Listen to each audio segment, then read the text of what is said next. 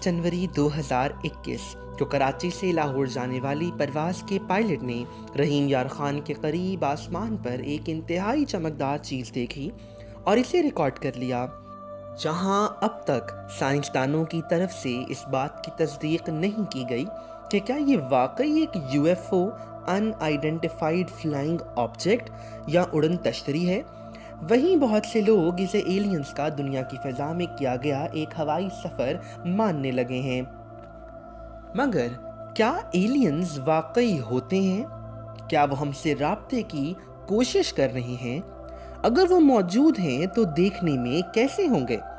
इन सवालात के जवाब एक रशियन साइंटिस्ट निकोलाई कार्डशेव के एक मॉडल को इस्तेमाल करते हुए दिया जा सकता है।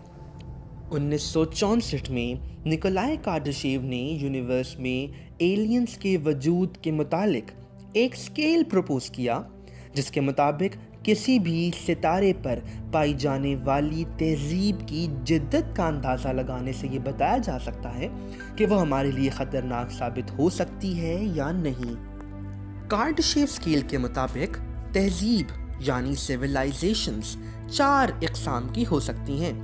नंबर 1, ऐसी तहजीब जो अपने प्लैनेट पर पाए जाने वाली चीज़ों से एनर्जी यानी तवानाई हासिल करके इसे काबिल इस्तेमाल बनाते हैं। नंबर 2, ऐसे जानदार जो अपने प्लैनेट के अलावा दूसरे सैयारों और सितारों से भी एनर्जी लेकर इस्तेमाल कर सकते हैं। नंबर 3, ऐसे जानदार जो इन सब ज़राए के अलावा पूरी गैलेक्सी के अलग अलग हिस्सों से एनर्जी लेते हैं। और नंबर 4 पर वो जानदार आते हैं जो एक से ज़्यादा गैलेक्सी से एनर्जी लेते हैं। अब इस स्केल की रोशनी में अगर हम इंसानों को देखें तो हम नंबर 1 पर हैं, यानी हम जितनी भी एनर्जी इस्तेमाल करते हैं वो कोयले, पानी, हवा वगैरह जैसी चीज़ों से आती है जो कि इसी दुनिया पर पाए जाने वाली चीज़ें हैं। इस हिसाब से हम सिविलाइजेशन टाइप 1 कहलाते हैं।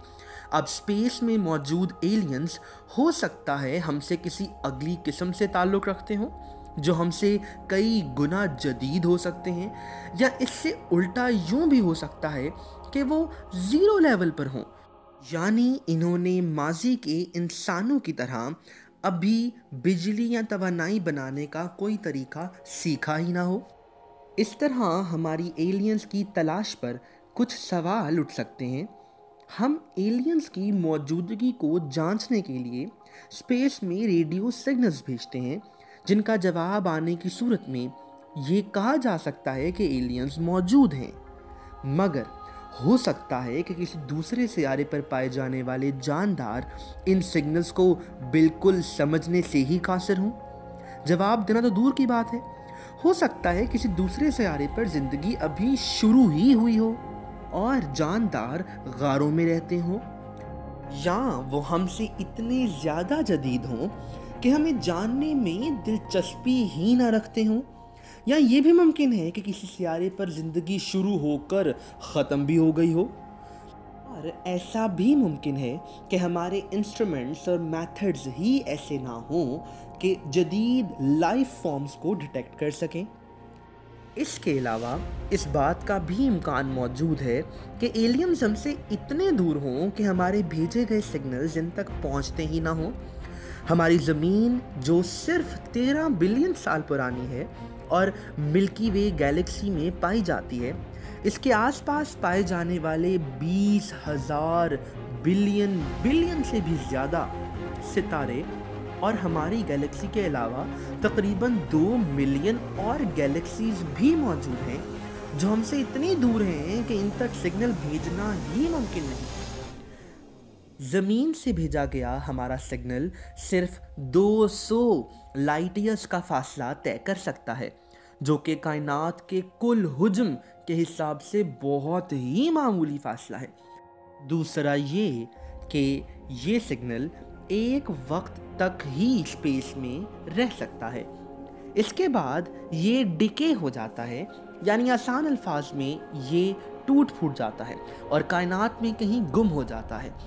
तो पाकिस्तान में देखी गई चीज़ यूएफओ है या नहीं, ये तो कुछ रोज़ में साइंटिस्ट कंफर्म कर ही देंगे, मगर एलियंस का वजूद वाकई है भी या नहीं, ये जानना अभी इंसान के लिए मुमकिन नज़र नहीं आता। एलियंस हैं या नहीं, वो देखने में कैसे हैं, क्या वो हमसे राब्ते की कोशिश में हैं?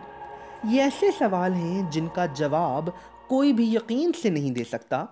हो सकता है इस कायनात की वसतों में हम तन्हा हों, या ऐन मुमकिन है कि एलियंस दुनिया की हर चीज़ पर नज़र रखे हुए हों और हमें इसका इल्म तक ना हो पा रहा हो।